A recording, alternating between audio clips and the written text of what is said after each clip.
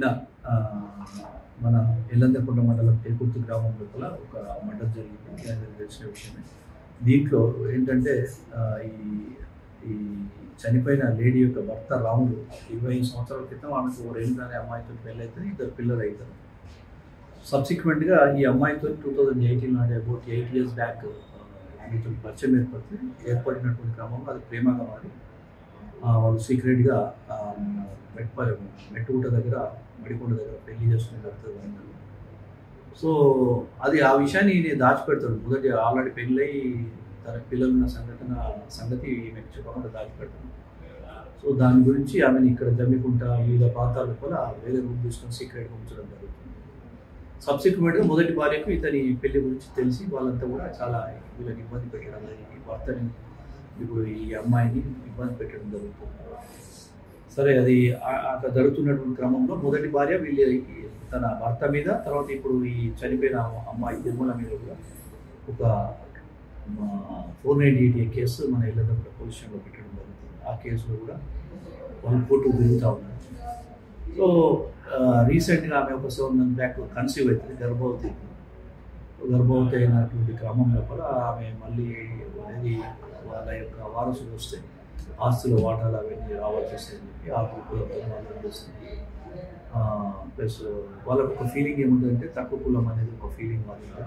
So దాన్ని ఎట్లనే చూసి ఈ వారసులు రాకుండా ప్లస్ ఈ సోషల్ స్టిగ్మా అని వాళ్ళు ఏదైతే భావిస్తుందో దాని నుంచి తప్పించుకోవడానికి అని చెప్పి ఒక ప్లాన్ వేసి ఎట్లనే చేసి నేను ఎలిమినేట్ చేయాలనే ఉద్దేశంతో ఆ కుటుంబంతో వాళ్ళు 4 కూర్చొని 2 కొడుకులు భార్య భర్తలు మాట్లాడుకొని ప్లాన్ చేస్తారు. దాని మీద దీనికి ఇప్పుడు మన ఏదైతే బన్నీ ఏదైతే ఉన్నాడో చంపినటువంటి వ్యక్తి బన్నీ తేజ్ ఏదైతే ఉన్నాడో అతనికి కొంచెం దురలవాట్లు ఉన్నాయి. గతం నుంచి కూడా గంజాయి సేవన అంతా చేస్తూ ఉన్నాడు. సో ఇతను ఎట్లనైనా చేసి ఎలిమినేట్ చేయాలని చెప్పి జూన్ నెలలో ఒక అమెజాన్లో ఒక కత్తి ఆర్డర్ పెడతాడు. అది డెలివరీ వచ్చిన తర్వాత కత్తి ఒక వారం రోజుల్లో డెలివరీ వస్తుంది.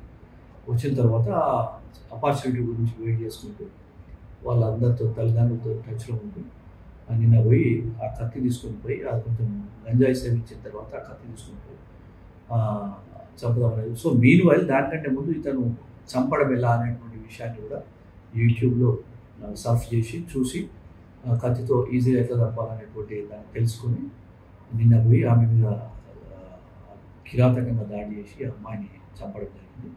సో దాంట్లో వీళ్ళ 4 అరెస్ట్ చేసి వీళ్ళ మీద SC/ST యాక్ట్ కింద అదేవిధంగా మర్డర్ కేసు, తర్వాత ఇతను గంజాయి సేవన చేసి ఉన్న దాని విషయంలో కూడా దాన్ని కూడా మనం సైంటిఫిక్గా ఇది చెక్ చేసిన తర్వాత టెస్ట్ చేసి అతనికి అది ప్రూవ్ అని వచ్చింది. సో దాన్ని ఆ సెక్షన్స్ NDPS యాక్ట్ మాదక ద్రవ్యాల సేవన యాక్ట్ కూడా పెడుతుంది. ఈరోజు వాళ్ళందరినీ కూడా కోర్టులో ప్రవేశపెడతారు. తెలుగులో ఫాస్టెస్ట్ న్యూస్ ఇప్పుడు కొత్త అవతారంలో 5 సెకండ్లోనే పూర్తి వార్తా సమాచారం మీ చేతిలో. సోషల్ మీడియా ట్రెండ్స్ మీ కళ్ళ ముందుకే live TV and voice search ఆప్షన్స్తో ఇప్పుడే డౌన్లోడ్ చేయండి. యాప్ లింక్ డిస్క్రిప్షన్లో ఉంది.